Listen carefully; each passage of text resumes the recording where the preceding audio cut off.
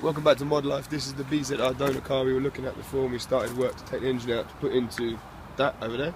Ding. You see.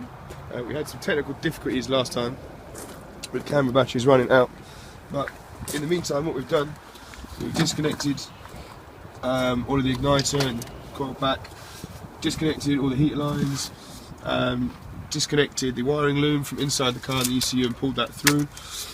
So basically the only thing we need to do now is disconnect these gear select cables and the clutch line, whip out the front subframe cross member, and then disconnect the exhaust, and then we can pull she out. We're ready. So we're going to jack her up in a minute. The first things we've got to do is we have to remove the drive shafts. And to do that, you have to take out the hub nut. Now normally what you would do, normally what you do to take the hub nut off is you jack the car up, take the wheel off. There's a split pin that goes over a little cap, then you just take the nut off, get someone to sit inside the car with their foot on the brake. But as you know from episode 1, there are no brakes. So obviously that poses a little bit of a problem. Now what you can do is jack the wheel up, take the centre cap, take the wheel off, obviously get all the pins and everything out and then take it off. But it's a bit of a faff to put the car up and down, because we'd actually need to put the wheel back on,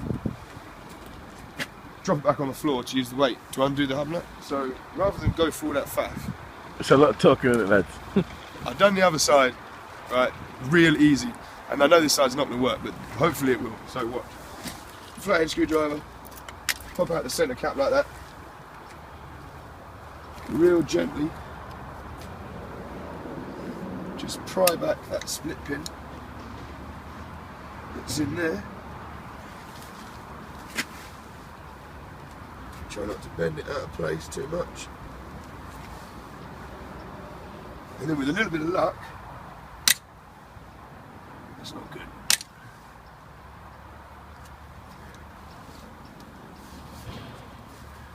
A lot of luck.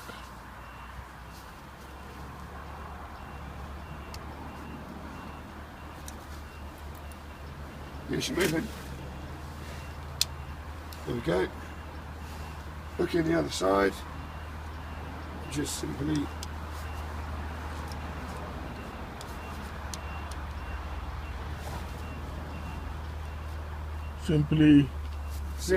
what's the word you're looking for, mate? Pull it out.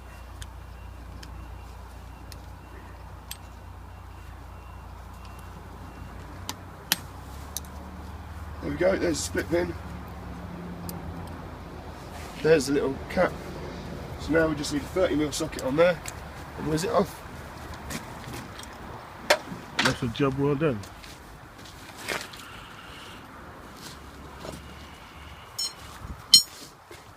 Hopefully the handbrake will provide enough tension. That's not 30, that's a 24. Schoolboy mistakes.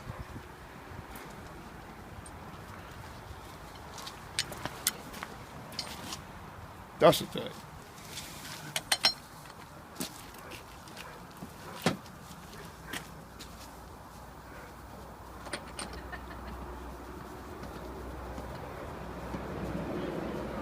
And there you go.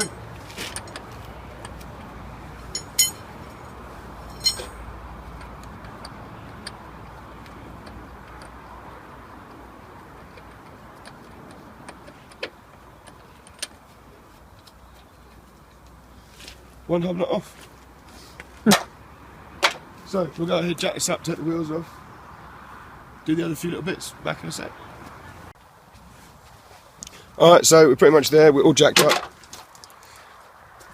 Wheels are off the car, on axle stands, all nice and safe. We're now going to just undo these gear select cables in here. So basically you remove this pin, pull off washer, put it somewhere safe, and then these sometimes get stuck like this one has, so you might need to give them a bit of a yank. Oh, and there's the bush, which we want to try and save. I don't know where that's gone. Oh, there it is, just over there. We'll get that in a minute. Undo this one first. Just pull that up, pop that off. And that one's come off nice and easy. Look. And then there are these two pins here, which we need to get out.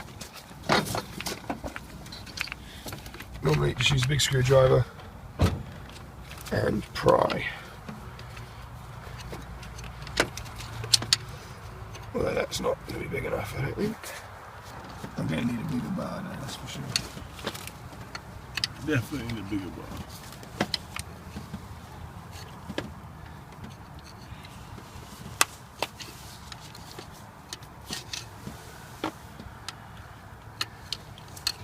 You're gonna need a bigger fucking camera, mate, by the looks of things. Can we zoom in on that? Is it zoom good? Is it? Bloody iPhone. We'll film this in a bit. Oh, there we go. Yeah. You see, this is the tool I was trying to use, and sometimes screwdrivers just, they don't quite long enough, they don't give the leverage you need. Never let anyone tell you that anything is ever overkill. Overkill. Looks like you got a good job here. Damn, this is on tight. Like, really tight. I know they're always on tight. This, oh, there we go, she's moving. There's one. My God, that's a massive tool. And that one literally just fell off. Which is why overkill is clearly the way to go. Don't anyone tell you any different. It's always the way. And then these basically just push out of this little holding here. And pow, that is it.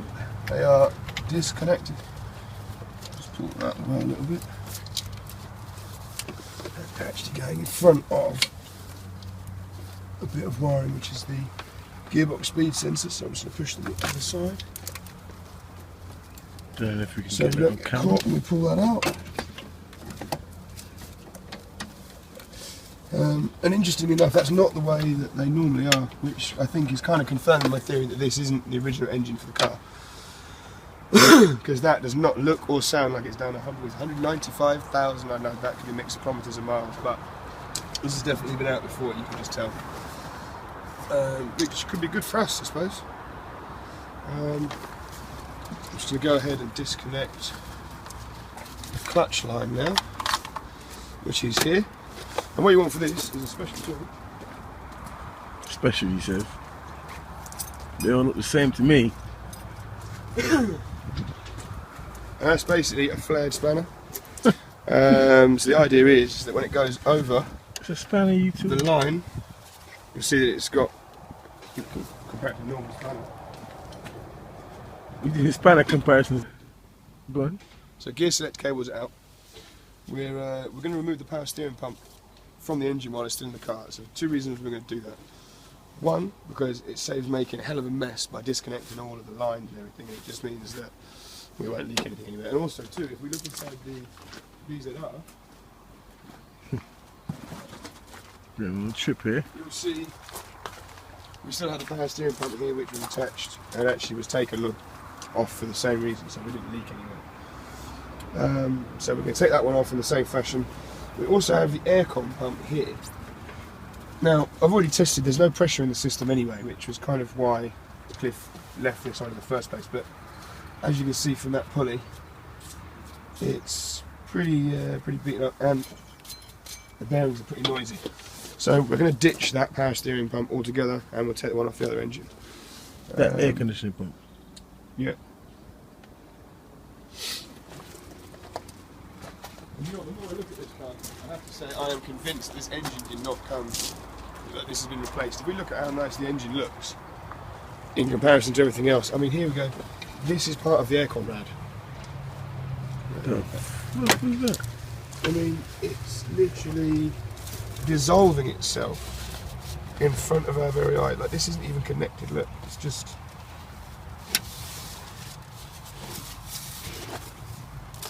And the interesting thing is we need to take these under trays off to get to all of these cross members and stuff. So this really is going to need to sort of make as best effort as we can to get it off out the way now, because I don't fancy that going in my face, going up underneath the car. Yeah, paintbrush out there. I think it might just have to be a case of sort of undo the bolts and hope for the best. But as with most Toyotas of this age, there is a 99.9% guaranteed fact that the bolts for the undertray will probably snap when we try to get them off. Which is fine, because this car is inevitably probably going to end up going to that place in the sky where cars go to. Scrapyard. And become other things. I know people are going to be at home crying when I say that, but really, we'll show you underneath the car in a little while. This is not the cleanest one about. It's been sat for 2 years by the coast in Wales, literally on the seafront, and I think that 2 years of salt water and sea air has killed this thing, really. And the blast from salt. But the engine is good and sounds sweet and runs like great. Good windows. And the BZR over there, well, that's a nice clean car. By the dent, we'll fix that as well. So basically, all we've got to do now, get underneath, get the drive shafts out, and get this engine out. And obviously get this power steering pump up. And the power steering pump, you're not filming anymore, right? There's one bolt just here, which you can see we've started to loosen. This is for the power steering pump. Which is a 14. So we need to get that. And also, if we come the other side, you can see just inside the pulley, I don't know if you'll be able to see that, but there is a 12mm just here holding it at the back. So what you'll need to do is, we were actually lucky, the the power steering pulley had lined up with this hole so we could get to that bolt. But you may have to turn it over by hand to rotate it enough to get to that bolt. But we'll take that one out in a second. We'll start off with this 14. Oh, that's on tight.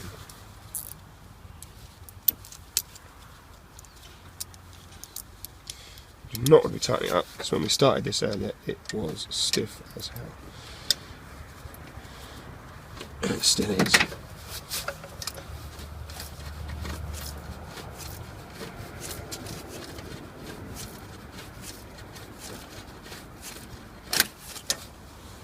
In fact, what I might do is I might go ahead and get these air conditioning lines off first, just to make life a little bit easier. Just use the bendy extension. The greatest tool in history is clearly the bendy attachment for a socket. There's no two ways about it. Alright, so what I'm going to do is take the drive shafts out, and the easiest way to do this is actually to disconnect this lower arm here.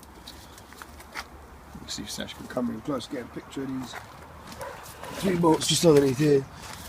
Now, because this is super strut, you can see it's a little bit different to your normal sort of setup.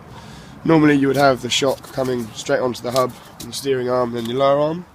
Whereas here you can see we've obviously got a figure of 8 of 2 lower arms which go into the bottom. Now, rather than trying to mess around with those ball joints, which would be a pain in the ass, there's this little plate here which connects the hub to the bottom 2 arms. So we're just going to undo these 3 here. Give them a little bit of a squirty. And these 3